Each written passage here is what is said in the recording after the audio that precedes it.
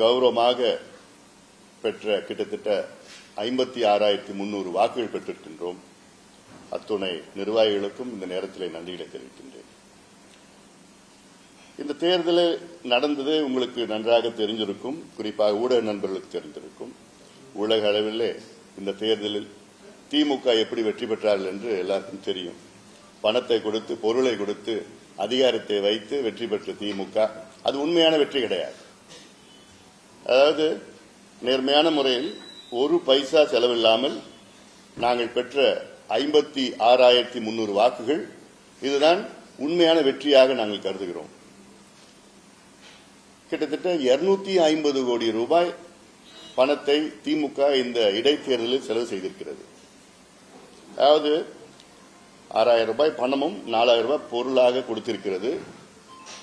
இதில் 34 அமைச்சர்களில் 33 அமைச்சர்கள் களத்தில் இருந்தார்கள். 125க்கு மேல் சட்டமன்ற உறுப்பினர்கள், 30க்கு மேல் நாடாளுமன்ற உறுப்பினர்கள், மாவட்ட பெருந்தலைவர்கள், டிஸ்ட்ரிக்ட் சேர்மன், யூனியன் சேர்மன் போன்றவர்கள் எல்லாம் அங்கேயே தங்கி அங்கேயே வீடுவீடாக சென்று தேர்தலில் வாக்குகளை கேட்கவில்லை, மாறாக பணத்தை கொடுத்து வாக்குகளை பெற்றார்கள். 3 தவணையாக திமுக வாக்காளர்களுக்கு பணத்தை கொடுத்தார்கள். அன்றாடம் அரிசி மூட்டைகள், அப்புறம் எண்ணெய், பருப்பு, புடவைகள், மூக்குத்தி, கம்மல், என்னென்ன பொருள் கொடுக்கணுமோ அத்தனையும் அன்றாடம் கொடுத்தார்கள். இது உலகத்துக்கு தெரிந்தது, ஆனால் தேர்தல் ஆணையத்துக்கு தெரியவில்லை என்றால் நினைத்து பார்த்தாலே எனக்கு அதாவது வெக்கக்கேடு. தேர்தல் ஆணையம், தமிழ்நாட்டினுடைய தேர்தல் ஆணையம் தேவையா அப்படின்னு ஒன்னு யாரா இருக்காங்களா? அப்படின்னு யாரா இருந்தாங்கன்னா he is unfit for this job. He is completely unfit for the job. உங்களுக்கு எதுக்கு ஒரு அதிகாரம், உங்களுக்கு எதுக்கு ஒரு அலுவலகம், உங்களுக்கு எதுக்கு ஒரு சம்பளம்? முதல்ல உங்களுக்கு துணையா எதுக்கு இவ்வளவு அதிகாரிகள்?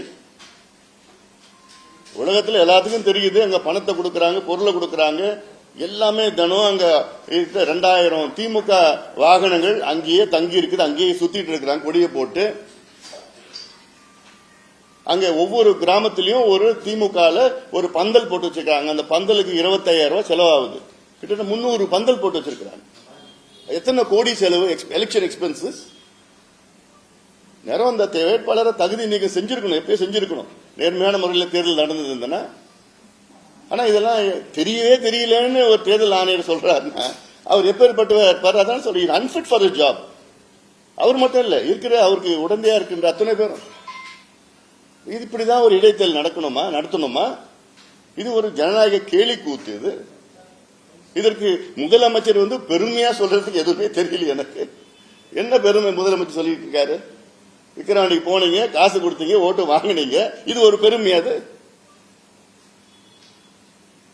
ஆனாலும் அதை மீறி அந்த தொகுதி மக்கள் எங்களுக்கு நேர்மையான முறையில் வாக்களித்தார்கள்.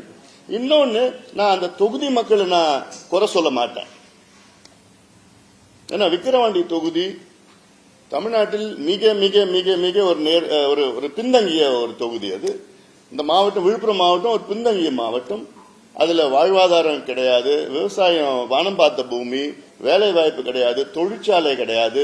தமிழ்நாட்டிலே அதிக தனிநபர் வருமானத்துல கடைசியில் இருக்கிற மாவட்டம். பெர் கேபிட்டா தலை வருமானம் சொல்றது அது கடைசியில் இருக்கிற பகுதி. அவங்களுக்கு 500 ரூபாய் பெரிய பணம். விக்கிரவாண்டி தொகுதி வாக்காளர்கள் 500 ரூபாய் பெரிய பணம். அவங்க கிட்ட போய் 10,000 ரூபாய் கொடுத்தா என்ன பண்ணுவாங்க? கொடுத்தவங்களுக்கு ஓட்டு போட்டு தான் ஆவாங்க.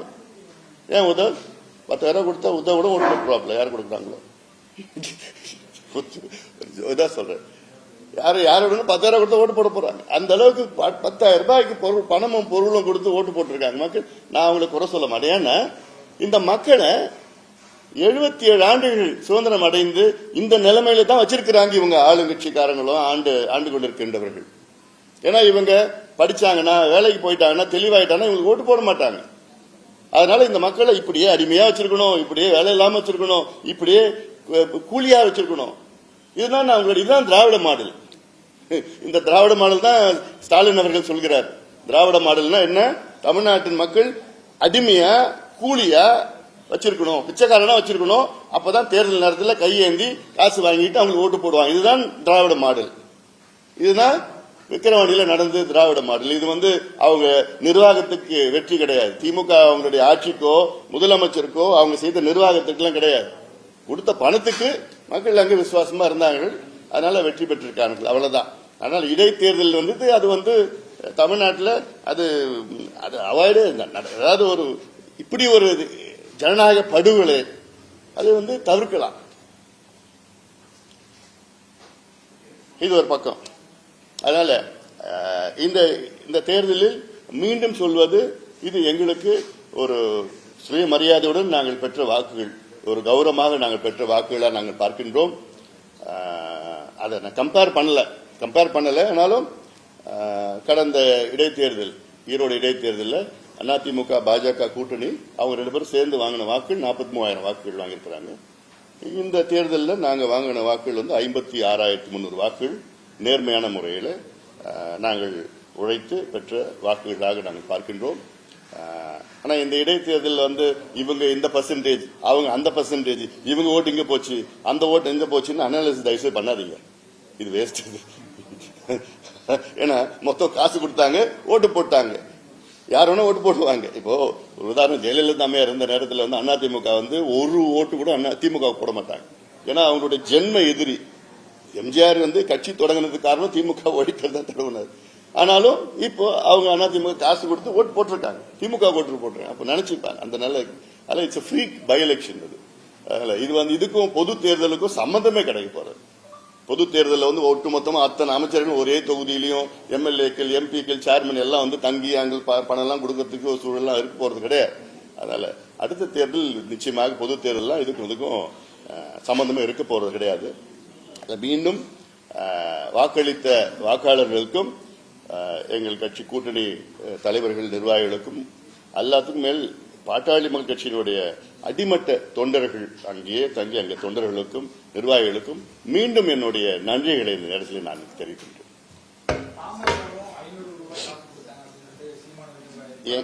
எங்கேயாவது நீங்க ப்ரூவ் பண்ணுங்க பார்க்கலாம். இதெல்லாம் சொல்லி பேசிக்கலாம் வெளியில. எங்கேயாவது ப்ரூவ் பண்ணுங்க பார்க்கலாம்.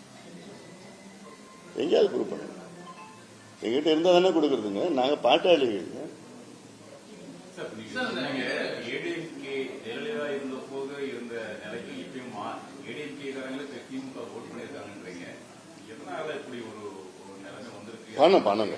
பணத்தை தான். அதாவது அதெல்லாம் நான் மீண்டும் சொல்றேன், அங்க தொகுதியில் உள்ள வாக்காளர்ல நான் தப்பு சொல்ல மாட்டேன்.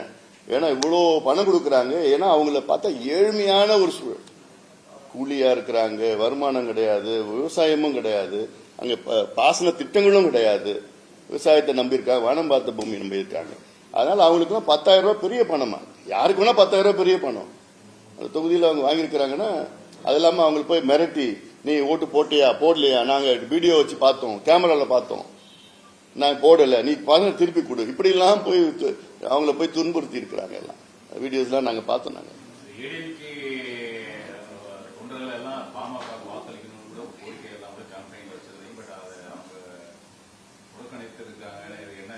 இல்ல, நாங்க அது உள்ள இன்னும் அனலைஸ் பண்ணல. நாங்க உள்ள எங்களுக்கு இன்னும் ஒரு நாள் ஆகும்.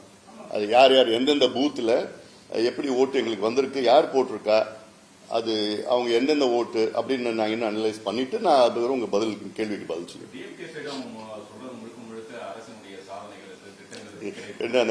அந்த கள்ளக்குறிச்சியில் நடந்த சாதனை சொல்றாங்களா, இல்ல திருநெல்வேலியில் நடந்த அந்த படுகொலை பத்தி சொல்றாங்களா, இல்ல ஆம்ஸ்ட்ராங் படுகொலை சொல்றாங்களா, இல்ல அங்க அதிமுக படுகொலை சொல்றாங்க, சட்டம் ஒழுங்கு சொல்றாங்களா, இதுதான் சாதனை, அவங்க சாதனையா? நீங்க சொல்ற மாதிரி நம்ம பார்த்தோம்னா சார், கள்ளக்குறிச்சியில் நடந்தது மிகப்பெரிய ஒரு உயரமான சம்பவம். மக்கள் ஒரு கோபத்துல இருந்திருக்கணும், திமுக எதிர்ப்பால வாக்களிச்சிருக்கணும். நிச்சயமா கோபத்தில் இருக்கிறாங்க. அதாவது இந்த தேர்தல் மட்டும் நேர்மையான முறையில் நடந்திருந்தால் திமுக டெபாசிட் இழந்திருக்கும். அதுதான் கள நிலவரம். அவ்வளவு மக்கள் திமுக மீது கோபத்தில் தான் இருக்கிறாங்க. அங்க மட்டும் இல்ல, ஒட்டுமொத்த தமிழ்நாட்டில் கோபத்தில் தான் இருக்கிறாங்க. ஏன்னா இது கள்ளக்குறிச்சி பக்கத்து மாவட்டம் தான். எல்லாமே அங்கேயும் விழுப்புரத்திலே பாத்தீங்கன்னா, விழுப்புரம் மாவட்டத்திலே சமீபத்தில் 11 பேர் கள்ளச்சாராயத்தை குடிச்சு அதுல ஒருத்தர் இறந்துட்டார். இன்னும் கொஞ்சம் பேர் ஏதோ தப்பிச்சிருக்கிறாங்க. அதுவும் மூடி மறைச்சிட்டு இருக்காங்க. இது சம்பவமே இல்லைன்னு மூடி மறைச்சிட்டு இருக்காங்க அரசு. அதனால இது ஒரு சம்பவம் தொடர்ந்து நடந்துட்டு வருது. எங்க பார்த்தாலும் லஞ்சம், ஊழல் இருக்கு. நிர்வாகமே கிடையாது. இந்த மாதிரி கல்ச்சர் எப்போதான் முடிவு போகும் நீங்க? அது தேர்தல் ஆணையம் நினைச்சா முடிவு பண்ணலாம். தேர்தல் ஆணையம் நினைச்சா முடிவு பண்ணலாங்க. தேர்தல் ஆணையம் ஒரு கேண்டிடேட்டை வந்து டிஸ்குவாலிஃபை பண்ணா போதும். ஒரே கேண்டிடேட் டிஸ்குவாலிஃபை பண்ணா இது யாருமே லீடு பண்ண மாட்டாங்க. அந்த அதிகாரம் தேர்தல் ஆணையத்துக்கு இருக்கு. நீங்க பாஜக கூட்டணியில் இருக்கிறீங்க, தேர்தல் ஆணையம் உங்க அன்பிட் இங்க நான் இங்க தமிழ்நாடு அன்பிட்ன்றீங்க. நான் தமிழ்நாடு பத்தி சொல்லிட்டு இருக்கிறேன். நான் தமிழ்நாடு தான் நடத்திட்டு இருக்கிறாங்க. இங்க அங்க ஒரு ரிட்டர்னிங் ஆபீசர் இருக்காரு. அவர் வந்து டிஆர்ஓ நினைக்கிறேன். அவர் என்ன பண்ணுவாரு? அவருடைய அமைச்சர் அங்க வந்து வராரு. அமைச்சர் மீது கம்ப்ளைண்ட் பண்ண முடியுமா டிஆர்ஓ?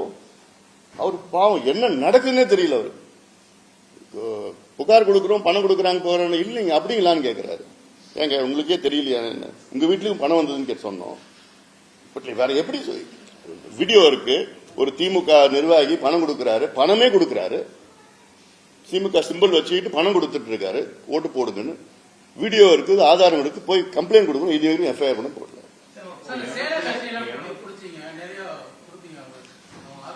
எதுவுமே இது எஃப்ஐஆர் பண்ண போடல. ஒண்ணுமே நடக்கல.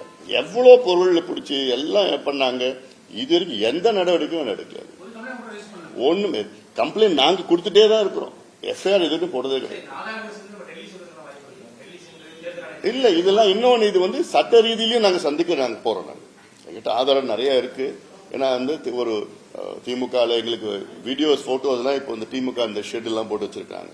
அது அவ்வளவு செலவு பண்ணிருக்காங்க. திமுகவுடைய வாகனங்கள் எல்லாம் அவ்வளவு வந்திருக்கு. ஒவ்வொரு நாளும் அவ்வளவு வாகனங்கள். அதெல்லாம் தேர்தல் கணக்குல வரணும். வேட்பாளர் தேர்தல் கணக்குல வரும். இப்போ எம்பி எலெக்ஷன் நடந்தது. அதுல நாங்க ஒரு மாம்பழம் எனக்கு கொடுத்தாங்க. நான் போறப்ப அந்த ஒரு மாம்பழம் 1 கிலோ 65 ரூபாய் அப்படின்னு எங்களுக்கு தேர்தல் கணக்கு செலவுக்கு போட்டிருக்காங்க. ஒரு மாம்பழம் யாரு ஊருக்காரங்க எனக்கு ஒரு மாம்பழம் கொடுத்தாங்க. அது வந்து தேர்தல் கணக்குல வருது. ஊருக்கு போறப்ப பூ போட்டாங்க. அது வந்து அவங்க வீட்டுல பூ போட்டாங்க. அந்த பூ வந்து 1 கிலோ பூ 15 ரூபாய், 50 கிலோ பூ அப்படின்னு சொல்லி எங்களுக்கு தேர்தல் வரவு செலவு கணக்கு போட்டாங்க. தருமபுரியில் போட்டாங்க. அப்போ அப்படி இருந்த சூழல்ல இங்க கணக்கு இல்ல. எல்லா ஊர்லயும் பிரியாணி ஓடிட்டு இருக்கு. எல்லா ஊர்லயும் மது கொடுத்துட்டு இருக்காங்க. எல்லாம் ஷெட்டு கட்டி வச்சிருக்காங்க. பக்கா ஷெட்டு கட்டி வச்சிருக்காங்க. எல்லாம் கார் கொடி கட்டிட்டு கார் போயிட்டு இருக்குது. ஊரு கார் என்ன கார் எவ்வளவு கார்? இந்த ஷெட்டு கணக்கு பண்ணாலே 4 கோடி ரூபாய் வருது. இந்த கார் கணக்கு பண்ணாலே கிட்டத்தட்ட வாகன செலவு, ஒரு நாள் வாகன செலவுன்னு சொல்லிட்டு பண்ணிட்டா அதுவே கிட்டத்தட்ட ஒரு 2.5 கோடி வருது. அதுல ஒரு வேட்பாளர் எவ்வளவு செலவு பண்ணலாம்? கிட்டத்தட்ட 40 லட்சம் ரூபாய்க்கு கம்மியா செலவு பண்ண முடியும். அப்போ என்ன அப்புறம் ஒரு அதிகாரி இருக்கிறாங்க, இது கூட பண்ண முடியல. அவர்கிட்ட போய் கம்ப்ளைண்டே கொடுத்தோம். ஒரு ரெஸ்பான்சிபிள் ஆபீசரா இருக்கணும்ல. அவர் எவ்வளவு பெரிய responsibility to uphold the democracy in our country. அதான் அவரோட வேலை. அது கூட பண்ண முடியலன்னா எதுக்கு நீங்க பதவியில் இருக்கிறீங்க? விலகி போங்க, ரிசைன் பண்ணுங்க. எனக்கு பதவி வேணாம்னு சொல்லிட்டு போங்களேன்.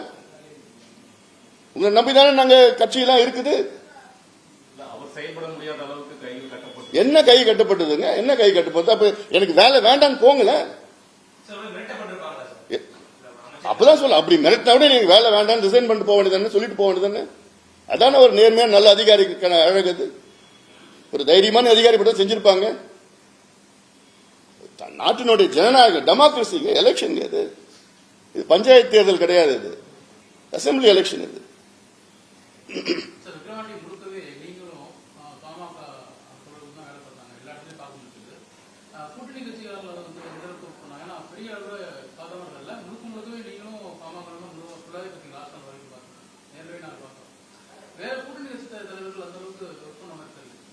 வந்தாங்க. கூட்டணி அப்படிதான் இருக்கும். அது வந்தாங்க, வந்து பிரச்சாரம் எல்லாம் பண்ணிருந்தாங்க.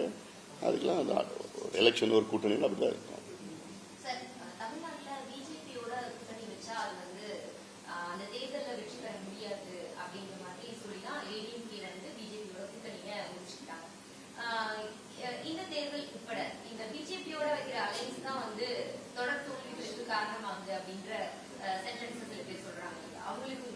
இல்ல ஒரு பை எலெக்ஷன் வச்சு நம்ம எந்த தேர்தலுடைய முடிவுகள் அது வந்து எடை போட முடியாது.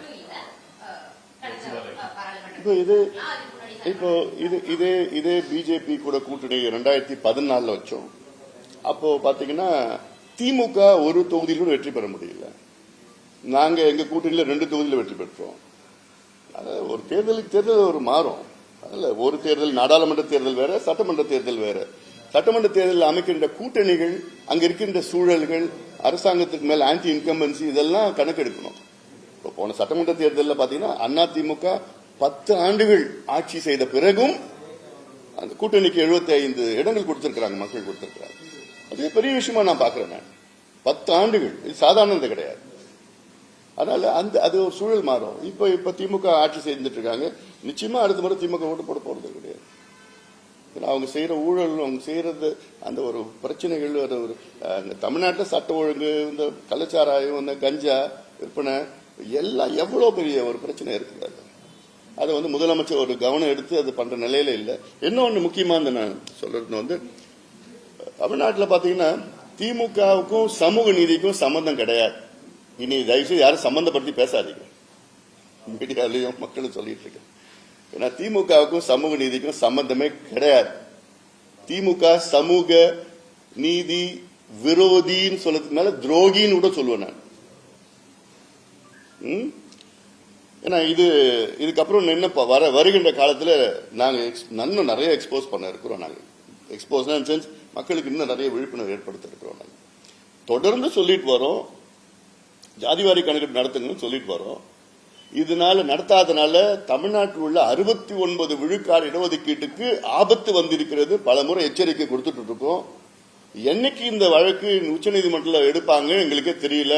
எடுத்தாங்கன்னா முடிஞ்சு போச்சு. 69 விழுக்காடு இடஒதுக்கீடு ரத்து பண்ணிடுவாங்க, இது உறுதியா செய்வாங்க. ஆனாலும் நாங்க எடுக்க மாட்டோம்னா புரியல.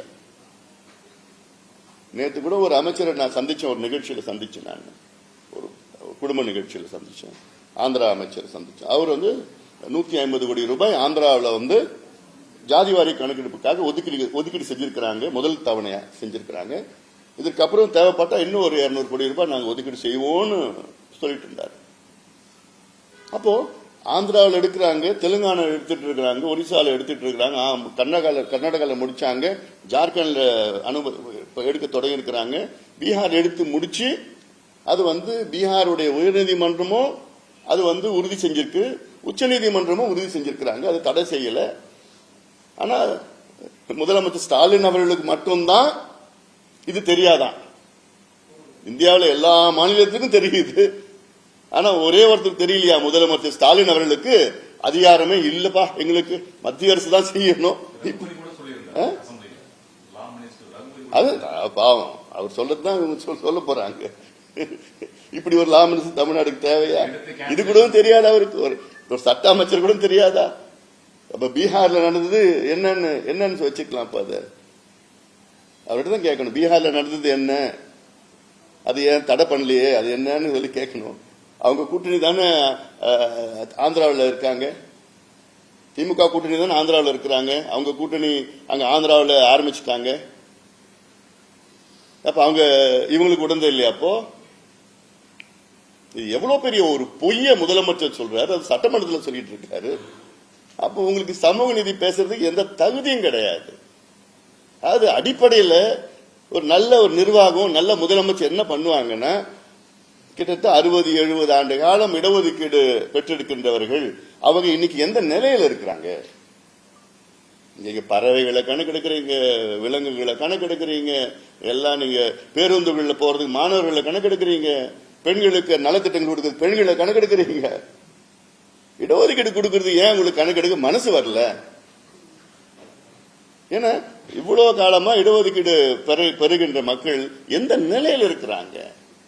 இப்ப மலை குறவர்கள் இருக்கிறாங்க, அவங்கள நம்ம நரி குறவர்கள் சொல்றோம். இந்த குறவன் குறத்தி எல்லாமே நம்ம பழங்காலத்துல இருந்து உண்மையான தமிழர்கள். அவங்க என்ன நிலையில இருக்கிறாங்கன்னு யாருக்காவது தெரியுமா? எத்தனை பேர் இருக்கிறாங்க? படிச்சிருக்கிறாங்களா? வேலை இருக்குதா? வீடு இருக்குதா? பட்டதாரிகள் இருக்கிறாங்களா? இது தெரியறதுக்கு ஆர்வம் இல்லையா முதலமைச்சருக்கு? தமிழ்நாட்டில் எவ்வளவு மீனவர்கள் இருக்கிறாங்க, மீனவர்களுக்கு வீடு இருக்கா? குடிசையில் இருக்கிறாங்களா? படிச்சிருக்கிறாங்களா? படகுகள் இருக்கா? வலை இருக்குதா? வீட்டுல கழிப்பறைகள் இருக்கா? அது கணக்கெடுக்கிறது மனசு இல்லையா முதலமைச்சருக்கு? இது தெரிஞ்சுக்கிறது கூட முதலமைச்சருக்கு மனசு இல்லைன்னா அப்புறம் என்ன முதலமைச்சர்? இது சர்வே. இதுதான் ஜாதி வாரி. சரி, நீ பேரை பிடிக்கலன்னா பேரை கூட மாத்திக்கங்க. எனக்கு ஜாதி அந்த பேரை பிடிக்கல, பேரை மாத்திக்கங்க. சோசியல் ஜஸ்டிஸ் சர்வேன்னு சொல்லுங்க. எடுத்து இந்த மக்கள் எப்படி இருக்கிறாங்க, எந்த நிலையில இருக்காங்க, அது பேரை மாத்திக்கங்க. நீங்க சமூக நீதி கணக்கெடுப்பு மாத்திக்கங்க. உங்களுக்கு பேர் பிடிக்கலன்னா ஓட்டு மட்டும் ஜாதியை பார்த்து ஓட்டு. ஏன் இந்த தேர்தலில் திமுக பெரிய கணக்கெடுத்தாங்க தெரியல. விக்கிரவாணி இடைத்தேர்தலில் எந்தெந்த கிராமத்தில் எந்தெந்த ஜாதி, எந்தெந்த மதம், எந்தெந்த ஓட்டு, இதுக்கு லிஸ்ட் கையில் வச்சிருக்கிறான் தெளிவா. அதை வச்சுதானே காசு நிறைய கொடுத்தாங்க. போய் தேர்தலுக்கு நீங்க ஜாதி வாரி கணக்கெடுப்பு நடத்துவீங்க, ஓட்டுக்கு பணம் கொடுக்கறதுக்கு. ஆனா அவன் படிக்கிறதுக்கும் வேலைக்கும் நீங்க கணக்கெடுப்பு நடத்த மாட்டீங்க. இதுதான் உண்மையான திமுக. இதுதான் சமூக நீதியா?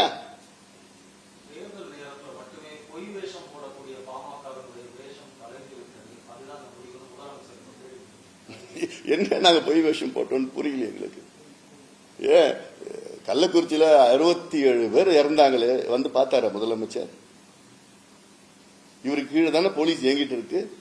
சட்டம் ஒழுங்கு இவர் தானே பொறுப்பு. இவர் தானே பொறுப்பு எடுத்துக்கணும். 67 பேர், அல்ல 67 பேர் 60 பேர் பட்டியலினத்தை சார்ந்தவர்கள், தாழ்த்தப்பட்ட மக்கள். பார்த்தாரா? இல்ல யார் வேஷம் போடுறான்னு தெரியல எனக்கு.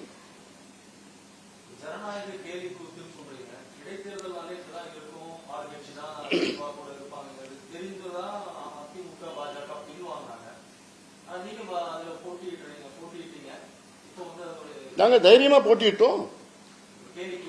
இல்ல ஆமா, அப்ப என்ன எதிர்பார்ப்பு என்ன? எனக்கு நியாயமா தேர்தல் நடக்கணும்னு எதிர்பார்ப்பு இருக்கு. அப்ப இப்படியே போயிடுச்சுன்னா என்ன செய்யணும்? நம்ம யாராவது அங்க போய் ஒரு சொல்லணும்ல, இந்த செய்தி சொல்லணும்ல. இது நாங்க களத்துல தைரியமா களத்துல போட்டிட்டோம், தைரியமா இறங்கணும், தைரியமா போட்டிட்டோம். நாங்க ஒரு கௌரவமான வாக்குகள் நாங்க பெற்றோம். நேர்மையான முறையில், நியாயமான முறையில் வாக்குகள் நாங்கள் பெற்றோம். நிச்சயமாக நாங்கள் அனைத்து கட்சிகளையும் அனைத்து இயக்கங்களையும் சார்ந்தவர்களை சந்தித்து மிகப்பெரிய முறையில் ஒரு விழிப்புணர்வு முதல்ல ஏற்படுத்தி அப்புறம் போராட்டங்கள்லாம் நாங்கள் நடத்த போறோம். இது தமிழ்நாட்டினுடைய எதிர்காலம். தமிழ்நாட்டினுடைய இளைஞர்களுடைய வேலைவாய்ப்பு, படிப்பு, வேலைவாய்ப்பு சம்பந்தமானது, சமூக நீதி சம்பந்தமானது. இது முக்கியமான பிரச்சனையை நான் பார்க்கிறேன். எல்லா கட்சியும் சார்ந்தவர்கள் நாங்கள் சந்திச்சு இதுதான் பிரச்சனை, 69 விழுக்காடு இடஒதுக்கீடு ஆபத்து இருக்கு, அதனால இது நடத்தணும், சமூக நீதிக்காக நடத்தணும் அப்படின்னு சொல்லிட்டு நிச்சயமா நாங்க சந்திச்சு நாங்க ஒரு போராட்டங்கள், விழிப்புணர்வு நிறைய செய்ய போறோம்.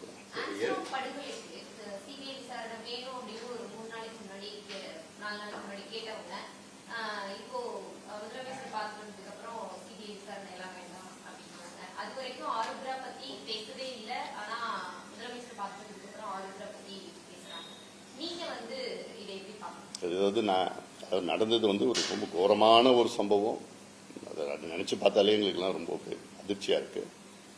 அது இல்லாமல் ஆம்ஸ்ட்ராங் அவர்கள் சமூக நீதி நிலைநாட்ட வேண்டும், அதாவது பின்தங்கிய சமுதாயம், அடக்கப்பட்ட ஒடுக்கப்பட்ட மக்கள், அதாவது பட்டியலின சமுதாயம், வன்னியர் சமுதாயம், மிக பின்தங்கிய சமுதாயம் எல்லாம் ஒன்னா சேர்ந்து அவர்கள் ஆட்சி அதிகாரம் பெற வேண்டும் என்ற நோக்கத்திலே தான் கடந்த காலத்தில் அவருடைய பேச்சும் நான் பார்த்தேன். நான் இதுல இதுதான் இந்த கேள்வி தான் நான் அங்க அவர் வீட்டில் அவருடைய மனைவியை சந்திச்சு அப்புறம் அனுதாபங்கள் தெரிவித்த நேரத்தில் இரங்கல் தெரிவித்த நேரத்தில் வெளியில நான் செய்தியாளரை பார்க்குறப்ப சொன்னேன். நான் இது மாதிரி சிபிஐ என்கொயரி பல தலைவர்கள் கேட்கிறாங்க. இப்போ பிஜேபி தலைவர்கள் கேட்கிறாங்க, மற்ற கூட்டணி கட்சி தலைவர்கள் பிளஸ் திருமாவளவன் அவரும் அதான் கேட்டாரு, சிபிஐ விசாரணை வேணும்னு கேட்டிருந்தாருன்னு சொல்லிட்டு. அப்போ நான் சொன்னேன், அதுவும் நாங்களும் எங்களுக்கு சிபிஐ விசாரணை நல்லதுதான். ஏன்னா இது தேசிய கட்சியினுடைய மாநில தலைவர், இதுல யார் சம்பந்தப்பட்டிருக்காரு, யார் ஊக்குவித்திருக்காரு, யார் இதுல பின்னணியில் இருக்கிறாங்க தெரியணும். இது வைடர் சர்க்கிள்ல யார் யார் இருக்காங்க பார்த்து தெரிஞ்சாதான் சிபிஐ முழுமையா விசாரணை பண்ணணும் நாங்க சொன்னோம். அதே நேரத்தில் கள்ளக்குறிச்சியில நடந்த அந்த படுகொலை, நான் என்ன பொறுத்த வரைக்கும் அது படுகொலையை தான் நான் பாக்குறேன். அது ஏதோ விஷச்சாராய சாவுன்னு நான் பார்க்கல. படுகொலைன்னா கடந்த ஆண்டு நடந்த சம்பவம் நடந்திருக்கு. 29 பேர் இறந்திருக்காங்க, கண்ணு ஒரு 7 பேருக்கு போயிருக்கு. அது நடந்து முடிஞ்ச சம்பவத்தில் அப்புறம் விசாரணை பண்ணாங்க, நடத்தினாங்க, ஒண்ணுமே இல்லை. அதுல ஏதோ ஒரு 10-20 பேர் கைது பண்ணாங்க, விக்ரம கைது பண்ண விட்டுட்டாங்க. மறுபடியும் சம்பவம் நடக்குது. அப்ப யார் காரணம்? 2 சம்பவம் நடக்கிறப்போ முதலமைச்சர் தான் அதுக்கு காரணம் எடுத்துக்கணும். அதனால என்னை பொறுத்தவரை முதலமைச்சர் தான் அந்த 67 பேரும் படுகொலை பண்ணியிருக்கிறார். அவர் தான் அந்த பொறுப்பு எடுத்துக்கணும். அது இல்லாம அதுல இறந்தவங்க 67 பேர்ல 60 பேர் பட்டியலினத்தை சார்ந்தவர்கள், தாழ்த்தப்பட்ட மக்கள். அப்ப அவங்களுக்கு ஏன் திருமாவளவன் அவர்கள் சிபிஐ விசாரணை வேணும்னு கேட்கல? அதுதான் நான் சொன்னேன். அதுக்கும் கேளுங்க. ஏன்னா அது ஏதோ அந்த ஒரு சம்பவம் கிடையாது. இதுல யாரு இது போன்ற ஒரு சம்பவம் மீண்டும் நடக்கக்கூடாது. அதுக்கு ஏன்னா இன்டர்ஸ்டேட் இஷ்யூ பாண்டிச்சேரியில இருந்தா வந்ததுன்னு சொல்றாங்க. விழுப்புரத்தில் நடந்த குடிச்சி பண்ணாங்க, ஒருத்தர் இறந்துட்டார், பாண்டிச்சேரியில இருந்து வந்ததுன்னு சொல்றாங்க. ஆந்திரால அங்க இருந்து இங்க இருந்து மெத்தனால் எடுத்துட்டு போனேன்னு சொல்றாங்க. அப்ப இட்ஸ் இன்டர்ஸ்டேட் இஷ்யூ. இது கடந்த 20 ஆண்டுகள்ல கள்ளக்குறிச்சி மாவட்டத்தில் யார் வித்தாங்க, யார் உடந்தையா இருந்தாங்க? ஏன்னா உயர் நிலையில் உள்ள காவல்துறை அதிகாரிகள்லாம் அதுல சம்பந்தப்பட்டிருக்காங்க தெரியுது. ஆளுங்கட்சியை சார்ந்த எம்எல்ஏக்கள் சம்பந்தப்பட்டிருக்காங்க தெரியுது. அரசியல் கட்சிகள்லாம் சம்பந்தப்பட்டு எந்த அரசியல் கட்சினாலும் அது தெரியும், வெளியப்படுத்தணும். அது தமிழ்நாடு அரசு போலீஸ் அவங்க எல்லாம் வெளியில கொண்டு வருவாங்களா, எக்ஸ்போஸ் பண்ணுவாங்களா? இல்ல. அதுக்காக சிபிஐ இருக்கு. இதுக்கும் வேணும், அதுக்கும் வேணும். அதுக்குள்ள நான் ரொம்ப இதுக்குள்ள நான் ரொம்ப அரசியல நான் பார்க்கல. லோக்சபா எலெக்ஷன்ல 40 வாங்கினோம், அதே மாதிரி அசம்பிளி எலெக்ஷன்லயும் குறைஞ்ச வச்சு 200 தொகுதிகள் வெற்றி பெறுவோம்னு சொல்றாங்க. ஷார்ட் பீரியட்ல அசம்பிளி எலெக்ஷன் இந்த நேரத்துல இப்ப இந்த பை எலெக்ஷன் ரிசல்ட்டும் வந்திருக்கு. இன்னும் அடுத்த பேரவை தேர்தலுக்கு எப்படி தயாராவீங்க? அது எப்படி இருக்கு? அது பார்க்க தானே நீங்க போறீங்க. நீ பார்க்க தானே போறீங்க. ஏன்னா இது கடந்த நாடாளுமன்ற தேர்தல் நேரத்தில் அது இந்த கூட்டணி இஷ்யூஸ் இருந்தது.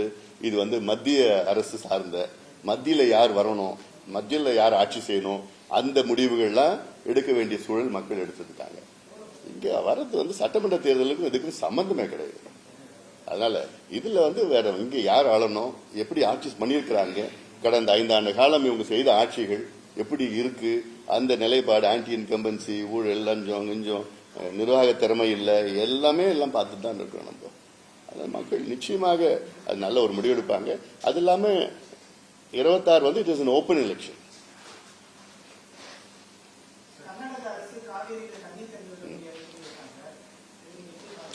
இது மிகப்பெரிய ஒரு துரோகமா நான் பாக்குறேன். நான் மத்திய காவேரி ஆணையம் கர்நாடக அரசிடம் ஒரு டிஎம்சி தான் கேட்டிருக்கோம். ஒரு டிஎம்சி தண்ணி திறந்து விடுங்கன்னு. ஏன்னா அங்க கபினி, ஆரங்கி, ஏமாவதி, KRS எல்லாம் பாத்தீங்கன்னா கிட்டத்தட்ட 72 டிஎம்சி கொள்ளளவு இருக்கு. 4 அணைகள்ல இருக்கிறதுக்கு தண்ணி மட்டும் வந்துட்டு தான் இருக்கு. இன்னும் அதுல ஒரு டிஎம்சி கொடுக்கறதுக்கு மனசு இல்லைன்னா இவங்க என்ன சட்டத்தை மதிக்கிறாங்க, என்ன உச்சநீதிமன்ற தீர்ப்பு மதிக்கிறாங்க, என்ன ஜனநாயகத்தை மதிக்கிறாங்க? நம்ம உடனடியாக உச்சநீதிமன்றம் போகணும். அங்க வழக்கு போட்டு அவசர நிலை. ஏன்னா இங்க குறுவை முடிஞ்சு போச்சு, முடிச்சுட்டாங்க. வருஷம் கிட்டத்தட்ட 3 ஆண்டுகள் ஜூன் 12ஆம் தேதி அங்க மேட்டூர் அணை திறந்தா குறுவை சாகுபடி அதுக்காக ஏதுவாக இருந்தது. இன்னைக்கு இல்ல. 5.5 லட்சம் ஏக்கர்ல பார்த்தா இன்னைக்கு 2.5 லட்சம் ஏக்கர் தான் குறுவை சாகுபடி. அல்ல இது நிச்சயமா என்னென்ன வகையில் அழுத்தம் கொடுக்கிறோமோ நாங்க நிச்சயமா செய்வோம். நாங்க அங்க இருக்கின்ற நீர்வளத்துறை அமைச்சர் இருக்கிறாங்க, எல்லாம் போய் பார்ப்போம். நாங்க எங்க சார்பில் நாங்க நிச்சயமா அழுத்தம் கொடுக்க போறோம். ஆனா மாநில அரசு கடமை என்ன, மத்திய அரசையும் போய் கேட்கணும். அது இல்லாம கர்நாடகா முதலமைச்சரை போய் சந்திக்கணும். சந்திங்க. சந்திரபாபு நாயுடு போயிட்டு அங்க போய் ரேவண்ணா முதலமைச்சர் போய் சந்திச்சார்ல, சந்திச்சு நமக்கு கொஞ்சம் தண்ணி கொடுங்க, எல்லாம் போய் பேசுங்க. பேசி இவங்க கூட்டணி தானே இருக்கிறாங்க, திமுக கூட்டணி தானே இருக்கிறாங்க, காங்கிரஸ் அங்க எலெக்ஷன் மட்டும்தான் கூட்டணியா? பேசுங்க. கேரளாவில் போய் இவங்க கூட்டணி தானே இருக்கிறாங்க, கேரளாவில் போய் பேசுங்க. இப்ப பேசாம இன்னும் 2 வருஷத்துக்கு அப்புறம் பேச போறீங்களா? எப்ப பேசுவீங்க?